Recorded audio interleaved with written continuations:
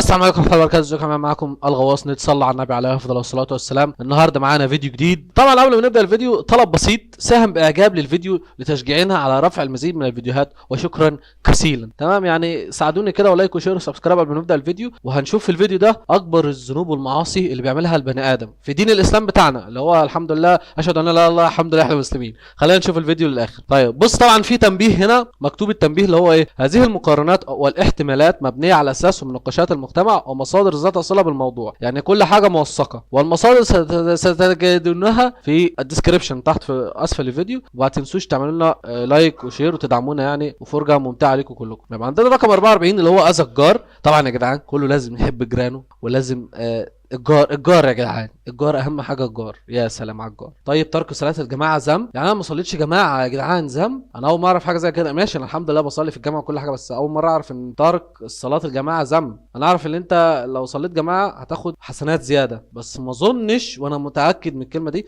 اللي انت لو سبت صلاه الجماعه هتاخد ذنب. لا، مش هتاخد نفس الحسنات اللي بتاخدها في صلاه الجماعه. يعني لو صليت لوحدك هتاخد حسنات اقل من ان انت مصلي جماعه، صح ولا؟ وبرضه اكتبوا لي في الكومنتات عشان افهم، لان ما اظنش ان ترك صلاه الجماعه بتاخد عليها ذنب. طبعا القمار، كل الناس عارفه ان القمار حرام. الالحاد في الحرم، هو اي الحاد عامه حرام، اشمعنى الالحاد في الحرم؟ هو الالحاد عامه حرام كله. الياس والقنوط من رحمه الله، اللي انت ما اوعى تيأس. رحمه الله واسعه يا جماعه، ما حدش ييأس من رحمه ربنا، والله العظيم رحمه ربنا واسعه جدا. والتاتو، الوشوم حرام. لبس الحرير والذهب عند الرجال الحمد لله ما بيلبسوش خالص، ولا حرير ولا ذهب. الاكل والشرب في انايا الذهب والفضه. اعتقد ان احنا كلنا بناكل في يا اما مثلا بلاستيك، او اللي هو الحديد ده اسمه ايه، المونيا والله مش هو، بس ما بناكلش في ذهب وفضه الحمد لله. يعني سب الناس واذيتهم، اعتقد ان انا لازم ابطل الذنب ده، اللي هو مثلا وانا بلعب مع اصحابي مثلا ولا حاجه، انت زي ما انتم بتشوفوا نفضل نشتم ونعمل ومش عارف. لازم ابطل السب شويه، او الشتيمه عامه. تصديق المشعوذ، الحمد لله ما رحناش لدجال قبل كده، ولا مشعوذ ولا صدقنا. تكفير مسلم، لا طبعا، والعياذ بالله. طبعا كل دي بس اعتقد مفيش ترتيب معين، اعتقد ان كلهم على حسب اللي بيعمل الذنب او الذنب اتعمل ازاي، صح؟ امتناع المرأة عن حق الزوج او عصيانه. الفيديو ده هتشوفه مراتي، شوفي الذنوب. عدم الوفاء بالعهود، عدم الايمان بالقضاء والقدر، الحمد لله كله قضاء والقدر. المنان، ايه المنان ده؟ المنان دي اول مره اعرفها. المنان هو الذي يمن على الله وعلى الناس بعمله، وهو الذي قال فيه الرسول صلى الله عليه وسلم: لا يدخل الجنه منان. انا برضو بعز ادور على المنان دي عشان مش فاهم معناها قوي. اكل الدم ولحم الخنزير، لا ما اكلش الدم ولحم الخنزير. كتمان العلم، لو انت عارف معلومه حاول تقولها للناس، فاهم؟ يعني لو شفت حد بيعمل حاجه غلط حاول تقولها له، لو هو ما قبلش منك المعلومه دي خلاص انت كده عملت ايه اللي عليك، تمام؟ الخيانه، اوعى الخيانه. الرياء بقى هو ايه؟ اعتقد الرياء ده انا عارف. بص، الرياء هو مصطلح اسلامي يشير الى فعل المرء العباده من اجل ان يراه الناس. يعني مثلا اجي اصلي واروح اصور مثلا ايه وانا بصلي، او اجي اتصدق، فاهم؟ اعمل حاجه كده واخلي الناس تقول ايه ده، اوعى ده محمود بيعمل حاجه خير. المفروض ده الرياء. المفروض يا جدعان اللي يعمل خير يعمله لله، ما يوروش ايه لحد خالص. واعتقد ان الكل موافق معايا في الكلام ده، صح ولا ايه؟ عدم التنزه من البول، ده طبعا اوروبا مش احنا الحمد لله هنا كله عنده شفاطات، كله عنده شطافات، وفاهم يعني الكذاب بيروح النار معروفه.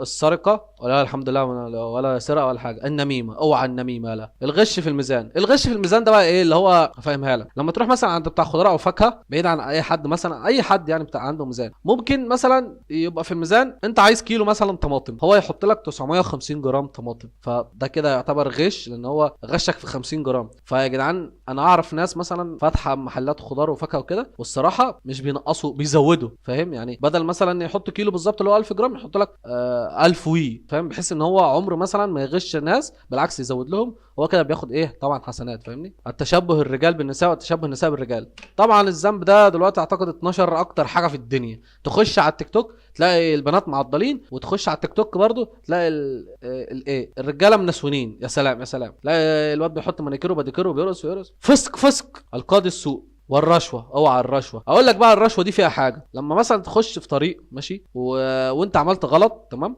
تروح ايه تيجي تدي مثلا بتاع المرور، خد 100 جنيه وما تكتبليش بتاع، انت كده بترشيه وهو مرتشي لو خد منك الفلوس. يعني انت لما بتدي له فلوس اصلا اللي انت عملت حاجه غلط ماشي، ومش عايز تتحاسب على حاجه غلط اللي انت عملتها دي، فبتدي له فلوس، انت كده بتدي له رشوه. او مثلا بتعمل حاجه غلط انت عارف انها غلط، انت بتدي له رشوه، فاهم؟ اللي بياخد منك مرتشي وانت راشي. اليمين الغموس. انا مش عارف ايه اليمين الغموس دي، اول مره اسمع عنها وبقى لازم ادور فيها. دي الانتحار طبعا حرام الانتحار. اعتقد زي ما انتم شايفين الفيديو مش مترتب، لان لو هو مترتب بمثلا الذنوب ولا بتاع الانتحار ده هيبقى يعني في الاول، لان هو كفر، الانتحار كفر فاهم. وشرب الخمر طبعا حرام. اللوط اللي هو الشواذ، اديكوا شفتوا الشواذ مليانين الدنيا دلوقتي في كل حته يعني. الحمد لله في البلاد العربيه قليل، ويا رب ما يكترش يعني، بس في يعني في مش ما فيش فيه. الكبر اوعى تتكبر على حد. لا انا هفضل طول عمري، والكلمه دي هقولها قدام الكاميرا، انا بقول الفيديو بقول الحته دي قدام الكاميرا، انا عمري ما هتكبر على حد حتى لو يبقى عندي 20 مليون مشترك مثلا فاهم.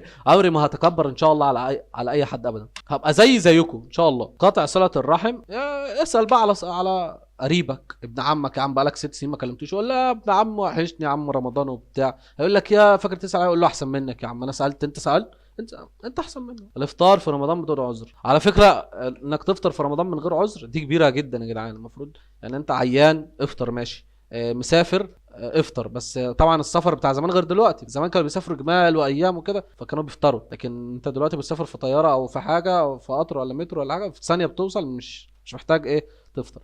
بس اعتقد يعني ان حلال تفطر وانت ايه، وانت مسافر او انت عيان عندك حاجه مرض او حاجه كده. عقوق الوالدين والله يا جدع اللي هيعق والديه هياخد ذنوب لازم فاهم. ترك الصلاه، طبعا ترك الصلاه دي كبيره جدا. انت تركت الصلاه انت كده زيك زي اي حد تاني مش مسلم فاهم. ان احنا مسلمين متميزين عن غيرنا في الناس التانية بالصلاة بتاعتنا، احنا ملتزمين فيها المفروض يعني تمام. لما انت تسيب ترك الصلاة او تسيب الصلاة اصلا، يبقى انت كده ايه الفرق بينك وبين واحد تاني ما بيصليش فاهم. طبعا رحمة ربنا واسعة وكل حاجة، وربنا غفور رحيم وكل حاجة، بس انت لازم تصلي يعني. ربنا قال دي فريضة عليك لازم تصلي، فرض ما كانتش حاجة كبيرة، ما كانش ربنا فرضها عليك، لازم تصلي. الزنا طبعا حاجة حرام جدا. قذف المحصنات والمؤمنات الغافلات، القذف المحصنات والمؤمنات الغافلات ده لازم تدور عليه كويس على النت، لان هو مش سهل زي ما انتم فاكرين كده. لازم تخش تدور عليه ايه قذف المحصنات والمؤمنات الغافلات ده.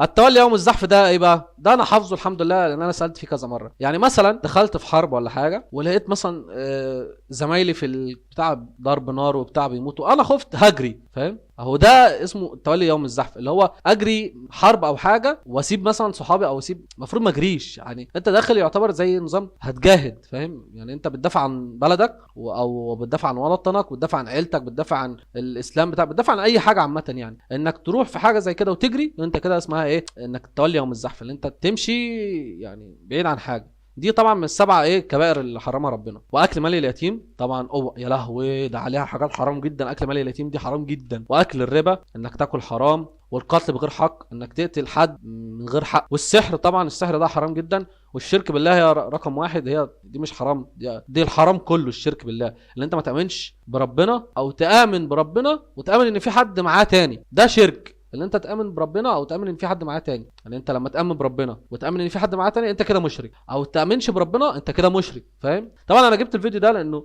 جذبني، بحبيت افكر الناس طبعا بالحاجات الحرام عشان يحاولوا يتجنبوها شويه.